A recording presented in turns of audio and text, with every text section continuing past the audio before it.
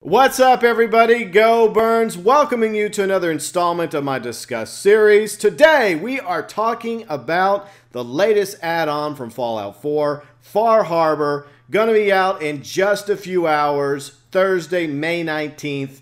Most of the places around the world, it's gonna be about midnight your time, which means that some of you may actually already have Fallout 4 Far Harbor, and some of you may actually already be playing the new add-on. And if you are, let us know below in the comment section, what are your thoughts regarding the latest DLC from Fallout 4? Do you love Far Harbor? Do you hate it? Don't spoil it for us, though, so no spoilage in the comment section, please. I just want to know if you like it or not. All right, so anyways, there's an article out along with a video linked below in the description section for you to check out, courtesy of Bethesda. By the way, starting tomorrow, Thursday, May 19th, I'm going to be Let's Playing the hell out of Fallout 4 Far Harbor. But let's get into this article, shall we, from Bethesda. Far Harbor is not a friendly place. The town's inhabitants don't trust you. Monstrous creatures lay in wait around every corner. Even the island itself can kill you. Quote unquote, it's not like walking around the Commonwealth and maybe encountering some pockets of radiation, warns the lead producer. The island is radiation. Which sucks, because I kind of sort of wanted to take a boat trip away from all that stuff and was hoping to find some sort of utopia free of radiation and monsters. Well, that's not the case here. But you will find much more than just hostile denizens and radiation in Fallout 4's latest add-on. In addition to being Bethesda Game Studios' largest landmass that they've ever created for an add-on, the island is host to a wealth of mysteries for you to uncover. Discover new creatures, arm yourself with new gear, and seek out the truth behind the ongoing conflict between factions on the island. Along the way, you'll face some of the most complex and nuanced choices in Fallout. Welcome to Far Harbor. The humans who have made their home in the coastal fishing town of Far Harbor are a more rugged, withdrawn group than you've ever met at this point. Quote unquote, Maine has a very rocky, rough terrain and dramatic coastline, according to the art director. We thought the rugged setting should inform how the characters are up there. They need to be more survivalists to live up in the colder north with its harsh environment, quote unquote. With a raging sea in front of them and radioactive fog covering the rest of the island, plus an ongoing war with the children of Adam, the people of Far Harbor don't have much cause to be joyful. They have found their safe haven thanks to a special device that keeps the fog at bay, but they are looking to expand to new settlements. Yes, you can build settlements on the island, but first you have to gain their trust. By the way, I'm also posting some of the awesome art for Far Harbor. It looks really freaking cool, so props to the art department as always regarding Far Harbor. And obviously, I'm not playing Far Harbor in the background. It's just regular Fallout 4. I don't have Fallout 4 Far Harbor yet, but hopefully I will in a few hours, FYI. The children of Adam have made their home further inland. Their mission to convert everyone and destroy anyone who refuses to follow has brought them into direct conflict with the citizens of Far Harbor, and the only group who seems interested in keeping the peace on the island are the Synths, who are tucked away high in the mountains. So there's three factions. You have the townspeople of Far Harbor. You have the children of Adam, which seem to be kind of like the aggressors, the religious extremists of the group. And of course you have the peacemakers, the Synths, up on the mountains, which just want to be left the hell alone. So it's going to be interesting how this plays out. And I'm going to try to be peacemaker in the game, you know, to a certain extent. If I have to take out the children of Adam, I will. But for the most part, I'm going to try and see if I can get everyone to get along, hopefully. The choices you make. Your journey through the add-on will lead you to all three groups, and the choices you make will decide their fates. Quote unquote, everyone you meet has their own agendas and goals they try to drag the player into, explains the lead designer. Everyone has a sympathetic side, and a side that's not so sympathetic. And you have to decide where you're going to land. We wanted to include a ton of different options. Is it possible to go through with no one dying? Can you decide to destroy everyone? Can you bring certain people to justice and drag out certain truths? Is it worth exposing this person if it means all these other people are going to be hurt? We give you a lot of tools and information that affects all groups, and then you have the ability to decide what you're going to do with it, quote unquote. You may find yourself going down one path and changing your mind once you have more information. There are very few hard stop decisions, unless you choose to start killing folks. Death is a pretty final choice after all. But even with the huge decision moments, there are lots of ways to handle a situation, some more peaceful than others. Quote unquote, it's fun to present the player with choices that will make them pause for a minute and think, is this really what I want? Can I live with the consequences or the cost? We really wanted to introduce a lot more conflict, but we wanted to also make sure that there were a lot more ways to end the conflict. There are many different ways to do everything, many different potential endings. There's a lot of freedom for the player in this one, which is something I think a lot of people did not like about Fallout 4, the main story, was the fact that for the most part you had to destroy one of the factions. You had to take out the Institute, or you had to take out the Brotherhood, or you had to take out the Railroad. There wasn't a middle ground where you could find a way to make all the factions, live in peace and stop fighting and killing each other. You had to pick one, or you had to pick two, or something. So I like the fact that there's going to be several options in Far Harbor, because I want the story to revolve around how I would actually decide to do things. I'm more of a peacemaker, I guess, in real life. I'll fight if I have to. I'll kill if I have to. But at the end of the day, I think that we all should get along, and hopefully I'll have that ability to, bring everybody together, or at least keep the peace on Far Harbor. Continuing, go big or go home. This is the largest landmass Bethesda Games has ever created for a piece of add-on content. We already know about that. And the team has had some very specific reasons for deciding to go big. Quote unquote, early on I did a test of a smaller island and the scale just felt off.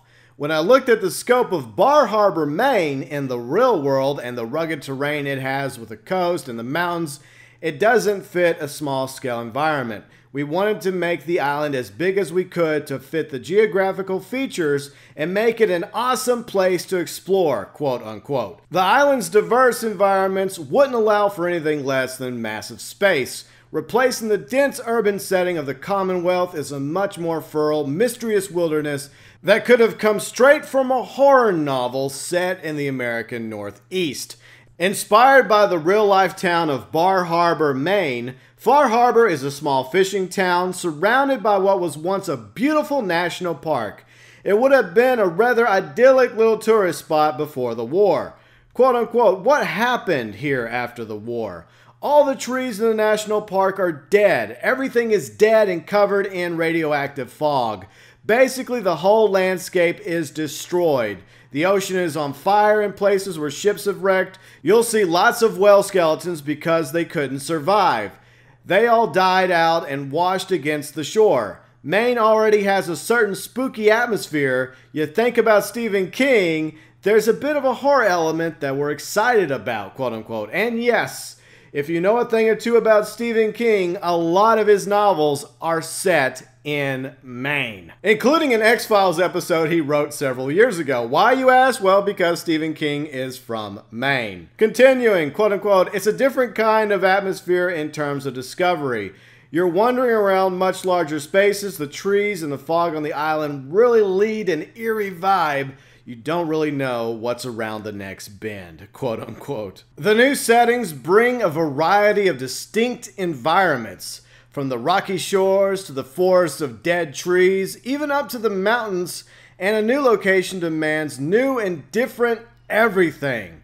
Bethesda Game Studios wasn't content to simply rest on everything the base game has to offer. They wanted new creatures, new weapons, new armor, new puzzles, new perks, and even new crafting options.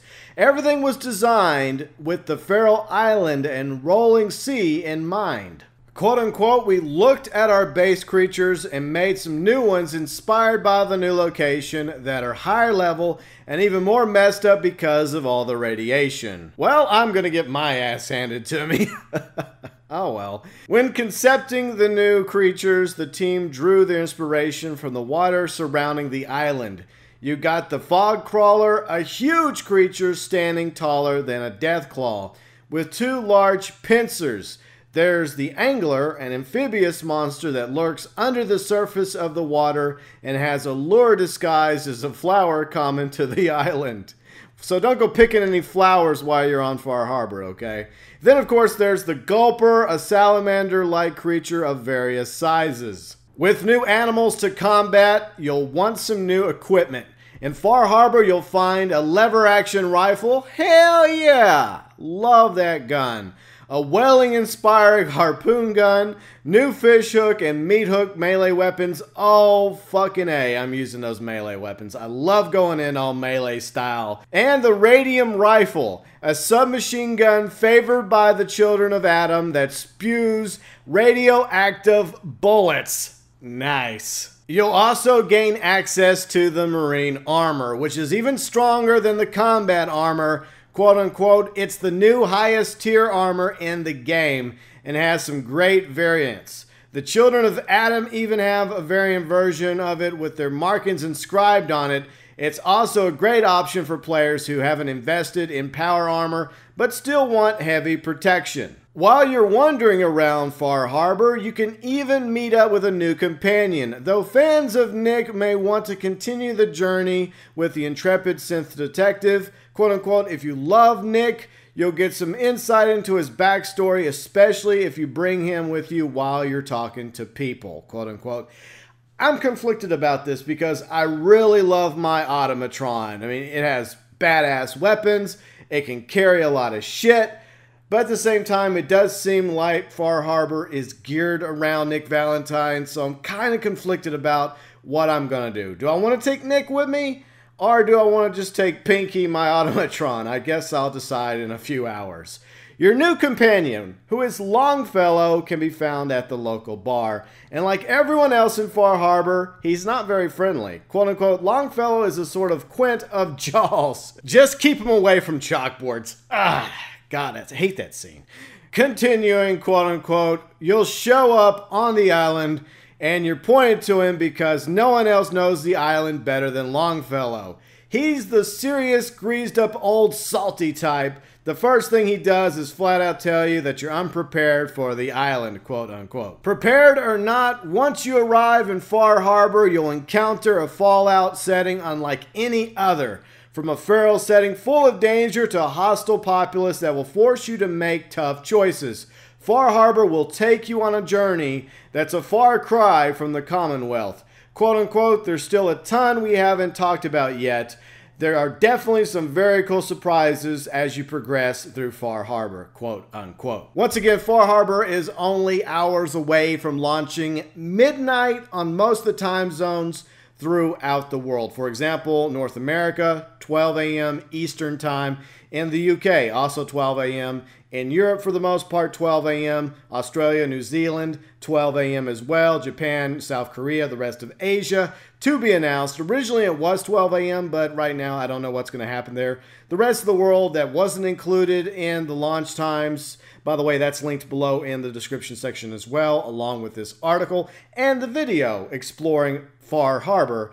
The rest of the world, if you weren't included in the time zones, just look for a launch around 12 a.m. British time. And the Steam times are a little different as well. So are you excited for Far Harbor? It's only hours away before we hop on that boat and we head on up to Maine. Now, if you didn't get the season pass and you're kicking yourself thinking, well, damn, I can't get Far Harbor now because I didn't get the season pass, well, you can actually buy Far Harbor by itself for $25 in the US or 20 pounds over in the UK. Once again, depending on where you live, the launch times for Far Harbor around midnight. Maybe a little later, but it is coming worldwide May 19th to the Xbox One, PlayStation 4, and PC for Fallout 4.